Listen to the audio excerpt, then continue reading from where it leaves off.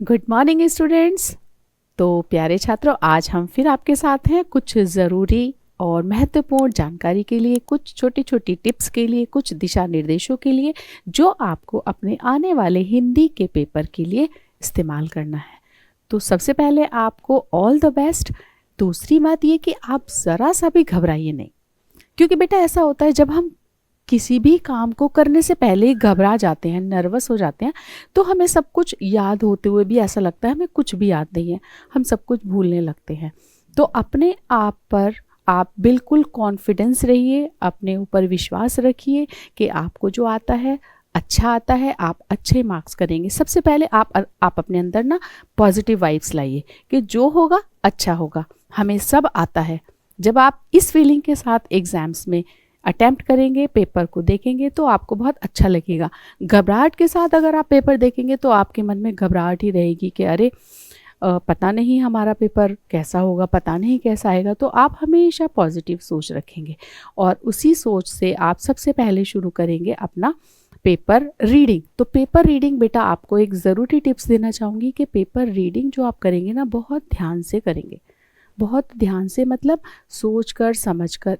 ज़रूरी नहीं है कि आपको एक ही बार में सारी चीज़ें आ जाएं, लेकिन आपको एक बार से ज़्यादा भी पढ़ना पड़ सकता है। जैसे हमारा जो पठित और अपठित होते हैं, पठित गद्यांश और अपठित गद्यांश दोनों में फ़र्क ये होता है कि पढ़ा हुआ आपको एकदम याद आ जाता है कि हाँ हमने पढ़ा था, इसका आंसर ये होगा, इसका उत्तर ये होगा।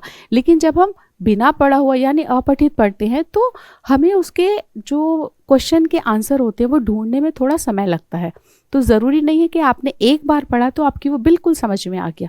आप उसको एक बार नहीं, दो बार नहीं, 3 बार पढ़िए। और साथ में ना पेंसिल ज़रूर लेकर के रखिए कि जो जो लाइन आप रीड कर रहे हैं, थोड़ा सा आपने पैसेज पढ़ा, 4-5 लाइन्स पढ़ी और फिर नीचे से देखना शुरू किया पहला प्रश्न कि क्या इस प्रश्न का आंसर इतनी लाइन्स में मिल रहा है, आपको ढूंढिए। अगर नहीं मिल रहा है तो थोड़ा फिर कंटिन्यू करिए रीडिंग को, फिर आपको उसका आंसर मिलेगा तो वहीं हल्का सा मार्क कर दीजिए। उसके बाद दूसरा क्वेश्चन रीड करिए। आपको ऐसे कर करके ना सारे अटेम्प्ट करने हैं। अब आपका फ़ायदा क्या है उसमें, देखिए मैं बताती हूँ। ये है हमारा प्रश्न पत्र और हमारा जो हिंदी का प्रश्न पत्र है बेटा, उसका कोड है 002। ठीक है, हमारा जो ग्रुप है हिंदी का कोर्स है ए कोर्स है, उसका कोड है 002। ठीक है, अब क्या करेंगे, हमारे जो हिंदी का प्रश्न पत्र है उसमें 4 खंड होते हैं, है ना, आपको पता ही है। तो 4 खंड में से सबसे पहला खंड होता है अपठित का, अपठित बोध, यानी हम उसमें पढ़ेंगे अपठित गद्यांश। देखिए जैसे ये, ठीक है। अब यहाँ पर जो अपठित हमने गद्यांश खोला हुआ है, इसको आप पढ़ते रहिए, एक बार पूरा रीड कर लीजिए। उसके बाद नीचे प्रश्न पढ़ने शुरू कीजिए। ठीक है, प्रश्न पढ़ने आप शुरू करेंगे तो पहला प्रश्न जब आप पढ़ेंगे उसके बाद फिर से वापस ऊपर जाइए, ढूंढिए इसको। घबराहट में नहीं, आराम से रिलैक्स होकर, अगर समझ में नहीं आ रहा है तो फिर से दोबारा से पढ़िएगा। ठीक है बेटा, उसके बाद ये सारे क्वेश्चंस इसके हो जाएंगे। इसमें क्या है कि इसमें जो शुरू के 3 प्रश्न होंगे ना बेटा, तो 3 प्रश्न में से आपको बहुविकल्पीय उत्तर मिलेंगे। मतलब प्रश्न ऊपर लिखा होगा और नीचे उसके उत्तर लिखे होंगे। तो उन चारों में से कोई एक जो सबसे ज़्यादा सुटेबल होगा, आप उस पर टिक करेंगे और वैसे ही एग्जाम्स में लिख कर आएंगे। कुछ बच्चे क्या करते हैं, सिर्फ ऑप्शन लिखाते हैं ABC। तो बेटा ये सही तरीका नहीं है। सही तरीका है आप ऑप्शन भी लिखिए और उसका आंसर भी लिखिए, क्योंकि जो एग्जामिनर है कभी कभी वो ऑप्शन में थोड़ा उलझ जाता है, उसको देखना पड़ता है। अगर लिखा हुआ होता है उत्तर तो उसको चेक करने में भी कम समय लगता है, समझ रहे हैं। तो आप इस तरह से कीजिएगा। तो 3 प्रश्न तो मिलेंगे आपको, ये बहुविकल्पीय। उसके बाद 2 प्रश्न होंगे 2-2 नंबर के, ध्यान रखना है। उनको आपको अपने विचार इसी में से देखकर, ठीक है, लिखने हैं।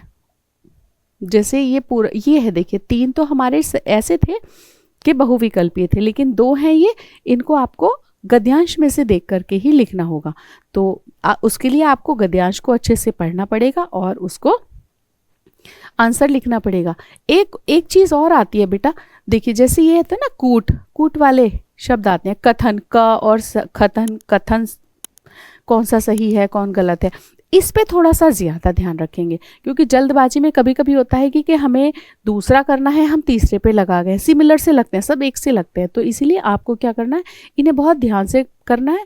और जो कथन होते हैं ना, इनके कथन, उनको भी ध्यान से पढ़ना होता है। तो अपठित में अगर आपने बहुत ध्यान से किया, समझ के किया, तो पूरे 7 के 7 नंबर मिलेंगे, कहीं भी नहीं जाएंगे। ठीक है। इसी के बाद इसमें होता है अपठित काव्यांश। अब काव्यांश का मतलब कविता, कविता से संबंधित प्रश्न। अब आप थोड़ा सा नर्वस हो जाते हैं कि आपको जो कविता है वो किसी किसी को समझ में नहीं आ पाती है, तो कोई परेशानी की बात नहीं है। आप लगभग तो कोशिश कीजिए कि लगभग उस तक तो पहुंचे, है ना, उसका आंसर ढूंढे। अब उसके क्या करेंगे, 2-3 बार कविता को पढ़िए। पढ़ने के बाद थोड़ा थोड़ा तो आपका समझ में आएगा। अब जब समझ में आने लगेगा तब आप क्या करेंगे, नीचे से इसके प्रश्नों को पढ़ेंगे। तो इसमें भी वैसा ही है जैसे गद्यांश में था। शुरू के 3 प्रश्न जो हैं वो आपके होंगे बहुविकल्पीय, उसमें भी आपको थोड़ा सा उलझाने वाले आंसर होंगे।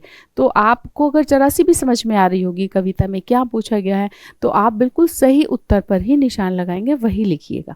इसमें भी फिर लास्ट में 2 क्वेश्चन वैसे ही आएंगे, 2-2 नंबर वाले। इसमें आपको सबसे ज़्यादा कठिनाई होती है। क्यों? क्योंकि कुछ बच्चे क्या करते हैं, प्रश्न पढ़ा और प्रश्न पढ़ने के बाद जहां उनको लगा कि भाई ये लाइन है इसकी, इसमें आंसर मिल सकता है, तो कविता खोलेंगे और कविता की लाइन ही लिख देंगे। ये तरीका सही नहीं है। कवि और प्रश्न पत्र, कवि का जो लेखन है वो प्रश्न से संबंधित नहीं है, वो प्रश्न का उत्तर नहीं है, संबंधित है लेकिन उत्तर नहीं है। तो उसका उत्तर के मतलब है कि हम कविता के भाव समझे, कवि कहना क्या चाह रहे हैं, फिर उन भाव को समझकर उन्हें हमें अपनी भाषा में उसका उत्तर देना है। ठीक है। जो बच्चे इसको डायरेक्ट कविता की लाइनें लिख देते हैं वो बिल्कुल ना लिखें, क्योंकि उन पर नंबर नहीं दिए जाएंगे। अगर किसी एग्जामिनर ने थोड़ा सोचा कि बच्चे ने लिखा है तो हो सकता है आधा नंबर मिल जाए, लेकिन वो सही नहीं होता है। तो आप कविता को पढ़िए, उसका भाव समझिए, फिर उसके भाव को अपने शब्दों में कर आंसर लिखिएगा। ठीक है बेटा। इसके बाद आता है खंड ख, बहुत इंपॉर्टेंट। इसमें आपकी पूरी ग्रामर होगी, और ग्रामर के साथ साथ आपको एक चीज़ का ध्यान रखना पड़ेगा, हर पैसेज में 5-5 प्रश्न होते हैं, 4 करने होते हैं। अब आप में से कुछ बच्चे क्या करते हैं, 5 के 5 ही कर देते हैं, सोचते हैं कि ठीक है अगर एक गलत हुआ तो नंबर मिल जाएगा। लेकिन कोशिश ये कीजिए कि आप 4 हैं और 4 आपको सही से आते हैं तो तभी लिखिए। क्यों अननेसेसरी अपना टाइम वेस्ट करते हैं एक और लिखने में, है ना। तो इसमें भी आपको 4 प्रश्न करने होंगे, वो बहुत ज़रूरी हैं। और उसमें क्या करना है आपको, देखिए सबसे पहला है ग्रामर का जो पहला टॉपिक है वो है वाक्य। इसमें आप क्या करते हैं, थोड़ा कुछ समझ नहीं पाते या तो पहले प्रश्न को ध्यान से पढ़िएगा। देखिए जैसे इसमें लिखा है, नवाब साहब ने तौलिया झाड़ा और सामने बिछा दिया। अब इसके नीचे लाइन भी आप ही को पढ़नी है। कुछ बच्चे यही लिखते, यही पढ़ा और कुछ भी इसका समझ में आया नहीं आया लिख दिया। नीचे लिखा है सरल वाक्य में बदलिए, यानी ये वाक्य सरल तो है नहीं, या तो मिश्र होगा या तो संयुक्त होगा। अब आपको ये पहचानना पड़ेगा कि ये सरल है कि संयुक्त है।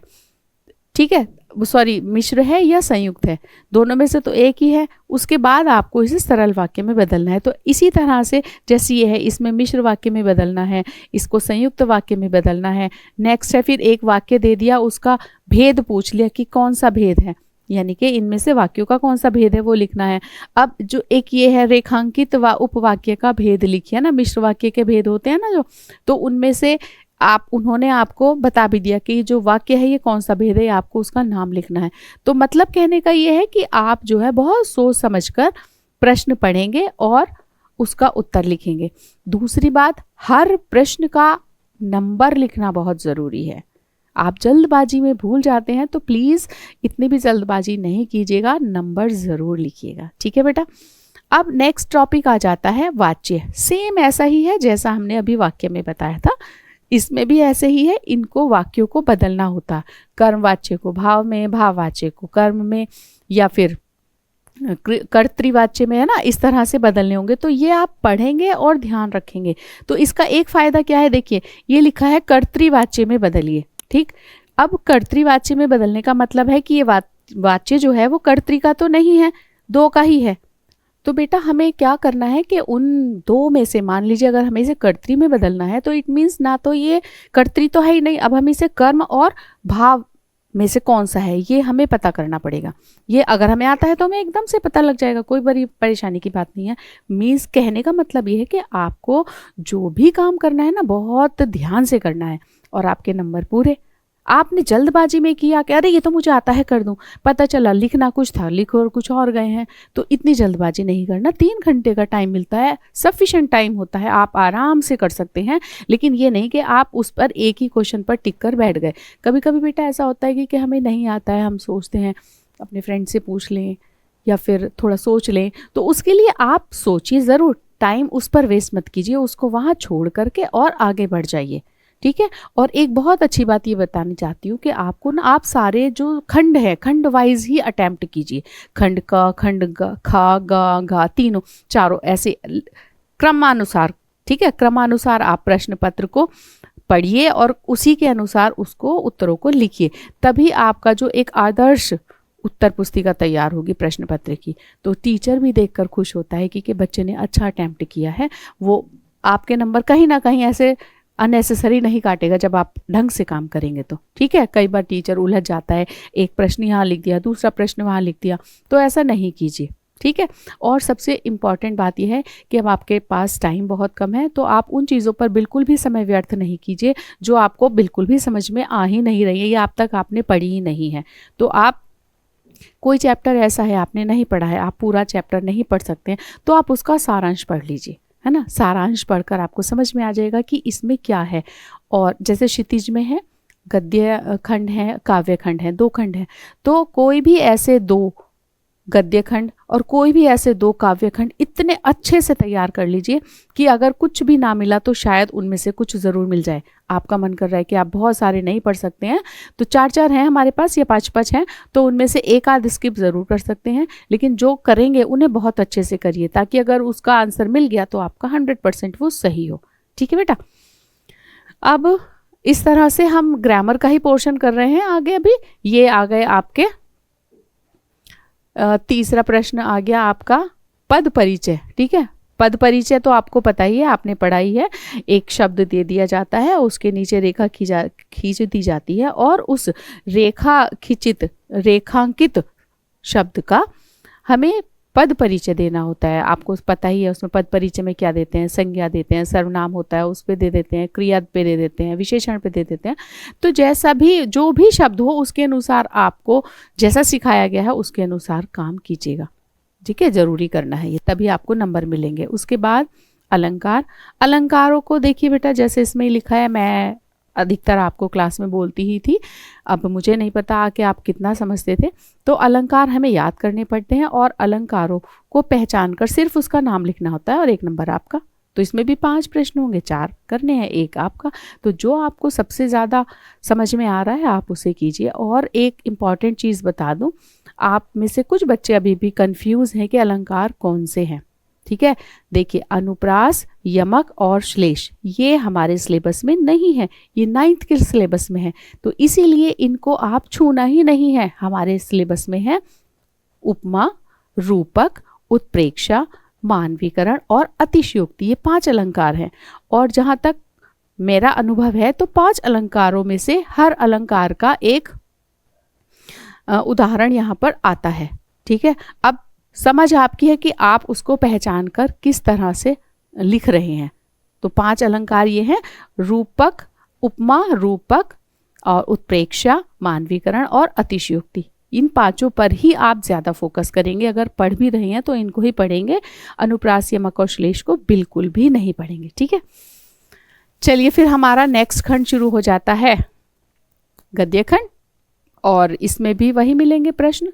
3 प्रश्न गद्य खंड से, 3 प्रश्न काव्य खंड से, 2-2 नंबर के होंगे। तो जो प्रश्न पूछा गया है उसका ही आंसर दीजिए। बार बार आपको एक ही चीज़ कहना चाहती हूँ कि आप जब भी पेपर पढ़ें, क्वेश्चन पढ़ें, बहुत ध्यान से पढ़िए और पूरा पढ़िए, उसको बीच में आधा मत छोड़िए। आधा पढ़कर अरे हाँ ये तो मुझे आता है मैं लिख दूँ, कई बार बेटा ऐसा होता है कि उस आधे प्रश्न के आगे वाला प्रश्न बदल दिया जाता है, वो नहीं होता जो आपने पढ़ा होता है, लेकिन क्योंकि आपने वो शुरू वाला पढ़ा, आपको लगता है कि यही आंसर है और आप पूरा लिख गए, लेकिन जब बाद में पढ़ा तो वो पीछे कुछ और था। तो पूरे प्रश्न को प्लीज़ ध्यान से ज़रूर पढ़िएगा। और इन प्रश्न को करने के बाद, ये 2-2 नंबर के हैं, उसके बाद कृतिका के आएंगे 4-4 नंबर के 2 प्रश्न। ठीक है, और इसी के बाद हाँ, जैसे हमने वो पढ़ा था ना अपठित गद्य, अब यहाँ पे आएगा पठित गद्य और पठित काव्य, यानी कि आपकी पाठ्य पुस्तक के पाठ।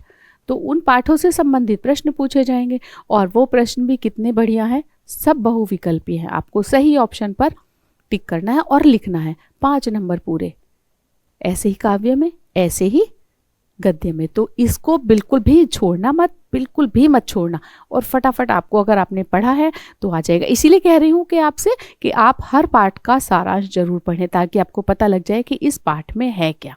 ये बहुत ध्यान देने वाली बात है। उसके बाद काव्यांश में से भी ऐसे ही आएंगे, और जितने भी ये कथन वाले होते हैं ना बेटा, इन पर बहुत ध्यान रखिएगा। ठीक है, कथन क सही है, कथन ग सही है, दोनों कथन गलत हैं, दोनों सही है, तो आप इसको बहुत ध्यान से पढ़िएगा। ठीक है, उसके बाद प्रश्न आ गया आपके, ये पठित काव्यांश आ गया। इसमें से भी आपको वही जो मैं बता रही हूँ, सब उत्तर बहुविकल्पीय उत्तर हैं। उसके बाद आपको काव्य खंड के 3 प्रश्न करने होंगे, वो भी आपके 2-2 नंबर के होंगे, वो भी आपको ध्यान से पढ़कर करने हैं। छोड़ना कुछ भी नहीं है, कुछ भी नहीं छोड़ना है। 1-1 नंबर बहुत, आधा नंबर बहुत कीमती होता है, बहुत महत्वपूर्ण होता है। एक अच्छे विद्यार्थी के लिए आधा नंबर भी बहुत महत्वपूर्ण होता है। तो कोशिश कीजिए कि आप ये भी ना सोचे अरे 1 नंबर का है छोड़ दो, कोशिश ज़रूर कीजिए, है ना। वो समय की बात है, लेकिन कोशिश करना आपके हाथ में है। उसके बाद आगे चलते हैं, तो हमें ये मिल जाता है खंड घ। ये पूरा का पूरा आपके कौशल पर, कौन से कौशल पर, बौद्धिक कौशल पर आधारित है, अर्थात रचनात्मक लेखन। जो आप लिखेंगे वो आपकी कुशलता का परिचय देगा। ठीक है, उसमें अनुच्छेद है। एक बहुत इंपॉर्टेंट चीज़, अनुच्छेद जैसे ये इसमें आपको दिखाया जा रहा है। ठीक है, ऑनलाइन गेमिंग का बढ़ता जाल, ये विषय है अनुच्छेद का। ठीक, 6 नंबर का प्रश्न होता है ये, तो उसी ही हिसाब से लिखना है। ये चीज़ आपको देखनी है कि 2 नंबर के प्रश्न में कितना लिखना है, लिखा होता है कितने शब्दों में लिखना है। 1 नंबर के प्रश्न पर कितना ध्यान देना है हमें। ठीक है, अगर हम क्षितिज के गद्य के प्रश्न लिख रहे हैं, 2 नंबर का है, तो 30 से 35 शब्द काफ़ी हैं, जैसा उसमें रिक्वायरमेंट होती है। ठीक है, यानी कि 3 से 4 लाइन हो जाती है, तो इतना तो आपको लिखना ही है। बाकी उस प्रश्न पर भी है कि वो प्रश्न पत्र में क्या पूछा गया है, प्रश्न में क्या पूछा गया है, और अगर आपने उसके हिसाब से लिख दिया तो ठीक है, ज़्यादा भी हो सकता है, लेकिन ऐसा नहीं कि आप 2 नंबर के लिए पूरा पेज लिख रहे हैं या 1 नंबर के लिए आधा पेज लिख रहे हैं। इतना समय व्यर्थ करने की बिल्कुल भी आवश्यकता नहीं है। ठीक, अब जैसे इसके हमने आपको बताया ये विषय है अनुच्छेद का। हाँ, अब इसमें ये 3 डॉट्स जो हैं, ये क्या हैं, ये हैं हमारे संकेत बिंदु, जो आपको लिखने में सहायता करेंगे। सहायता कैसे करेंगे, आपको समझ नहीं आ रहा है कि आपको कैसे शुरू करना है, तो आप पहला पॉइंट उठाइए, ऑनलाइन गेमिंग क्या है, इसको लिखिए, इसको हेडिंग बनाइए और इसके अंदर लिख दीजिए ऐसा आपको पता है ऑनलाइन गेमिंग क्या होती है। उसके बाद इसके बारे में लिखने के बाद फिर दूसरा टॉपिक उठाइए, बच्चों और किशोरों पर बढ़ती पकड़। अब आप बच्चे हैं, किशोर भी हैं। ठीक है, किशोर मतलब आप जैसे बच्चों को किशोरी कहते हैं। तो आपकी उम्र में किस तरह का असर पड़ता है, या आप लोग किस तरह से इसको देखते हैं, वो अपने विचार आप लिखिए। उसके बाद है ऑनलाइन गेमिंग के दुष्परिणाम। अब आप इसके दुष्परिणाम भी ज़रूर फेस करते होंगे। दुष्परिणाम क्या है, घर वाले भी डांटते हैं, स्कूल में टीचर्स भी कहते हैं, देखते रहते हो, रिश्तेदार भी कहते रहते हैं। और इसके अलावा आपके ऊपर खुद पर क्या प्रभाव है, आपकी स्टडी सफ़र कर रही है, आपकी आइज़ पर इफेक्ट पड़ रहा है, आपके माइंड पर इफेक्ट पड़ रहा है ना, आपके मस्तिष्क पर भी है। तो जो आपको लगता है कि हाँ सच में हो रहा है वो लिखिए, मतलब आपका पूरा जो अनुभव है वो लिखा जाता है, और जो सब्जेक्ट है उसको भी उसमें लिखा जाता है। तो ये आपके कौशल पर है कि आप कितना उसको समझ पाते हैं और अपने शब्दों में लिख पाते हैं। तो इसको भी, ये जो संकेत बिंदु हैं इनका इस्तेमाल ज़रूर करना है। चाहे तो इन्हें पैराग्राफ बनाकर लिख दीजिए, चाहे इन्हें हेडिंग बनाकर लिख दीजिए, वो आपके ऊपर है। उसके बाद आ जाता है पत्र को आप बहुत ध्यान से समझेंगे बेटा। इसमें क्या होता है, देखिए, आप आनंदी हैं, आनंद है, अगर कोई लड़की है तो आनंदी, लड़का है तो आनंद। अपने क्षेत्र में बिजली की कटौती से उत्पन्न समस्याओं का उल्लेख करते हुए किसी लोकप्रिय दैनिक संपादक समाचार पत्र के संपादक को लगभग 100 शब्दों में पत्र लिखिए। अब इसमें क्या करते हैं आप, एग्जामिनर पता नहीं किस मूड में है, जब उन्होंने यहाँ नाम दिया है ना, तो आपको ये नाम लास्ट में लिखना ही है। इसके आधे नंबर कट जाएंगे अगर ये आपने नहीं लिखा तो जब पत्र पढ़ेंगे आप और अगर कोई नाम है तो उस नाम का प्रयोग करेंगे। दूसरा, कुछ बच्चे समझ नहीं पाते हैं कि कैसे शुरू करें। देखिए किसको पत्र लिखें, यहाँ खुद प्रश्न में लिखा है कि क्या दैनिक समाचार पत्र, लोकप्रिय दैनिक समाचार पत्र है ना, कोई भी एक लोकप्रिय, आपको पता ही है न्यूज पेपर कौन कौन से नाम के हैं, है ना, अमर उजाला है, पंजाब केसरी है, दैनिक जागरण है, तो ये सब लोकप्रिय है। तो कोई सा भी एक नाम लिख दीजिए। फिर उसको लिखना किसे है, यहाँ लिखा है संपादक, कोई घबराने की जरूरत, संपादक महोदय, कोई उसकी जरूरत नहीं है, ठीक है। उसके बाद लिखना क्या है, विषय यहाँ लिखा है, ये पहले आप विषय लिखेंगे, अपने क्षेत्र में बिजली की कटौती से उत्पन्न समस्याओं का उल्लेख करते हुए। तो यही समस्या आपकी हो गई विषय, और इसी समस्या को लेकर आपको पत्र लिखना है, पत्र की शुरुआत करनी है। शुरुआत में उसके बाद आप क्या करते हैं, विषय के बाद आप संबोधन नहीं लिखते हैं, महोदय लिखना ज़रूरी है। उसके बाद पहली ही पंक्ति से अपनी विनयशील, अपने आप को मतलब उनके लिए विनयशील बनते हुए अच्छे उचित शब्दों का प्रयोग करते हुए पत्र लिखना शुरू कीजिए। पहले खंड में आप पत्र की समस्या लिखिए, फिर उसके बाद दूसरा खंड लिखिए, उस दूसरे खंड में उस समस्या का समाधान करने हेतु प्रार्थना करिए, ठीक है। और अंत में धन्यवाद लिखना, और उसके बाद अपना यही नाम जो इसमें लिखा है वो लिखना है। तो पत्र का फॉर्मेट ध्यान से अच्छे से पढ़िएगा, ठीक है। उसके बाद देखिए नेक्स्ट क्वेश्चन आता है आपका, दो इसमें होते हैं ना ऑप्शन में कि या तो पत्र लिखिए या फिर आप लिखिए, लिखना है आपको, दो पत्र हैं जी। दूसरा पत्र है, एक होता है आपका औपचारिक और एक होता है अनौपचारिक। तो ये जो मैंने अभी आपको बताया ये था औपचारिक, ठीक है। अब ये है देखिए अनौपचारिक।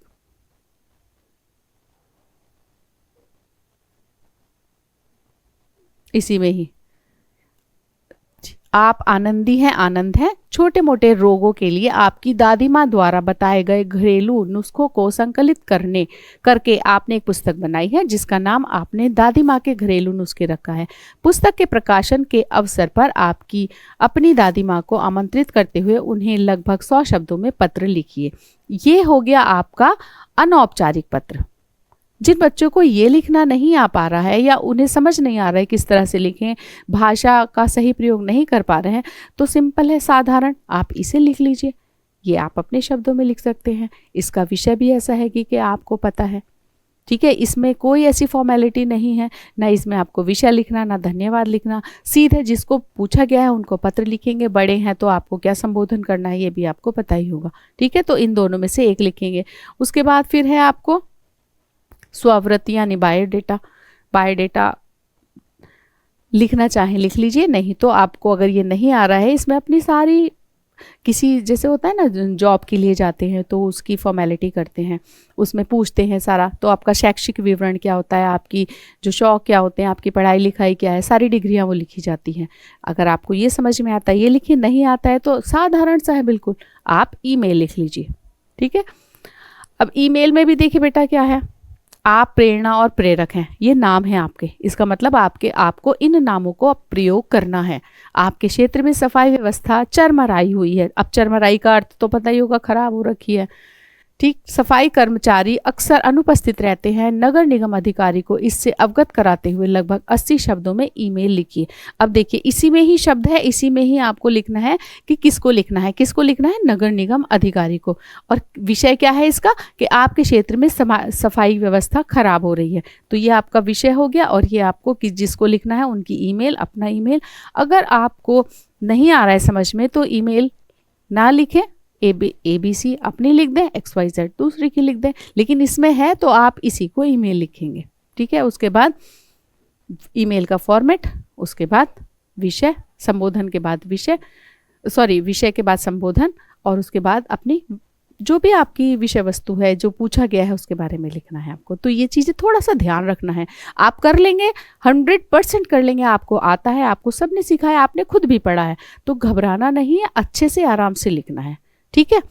और उसके बाद फिर आपको या तो एक क्या करना है, ये बधाई पत्र लिखना है, बधाई संदेश लिखना है, या फिर आपको एक विज्ञापन बनाना है। तो दोनों में से एक चीज़ इसमें भी आपकी चॉइस की है।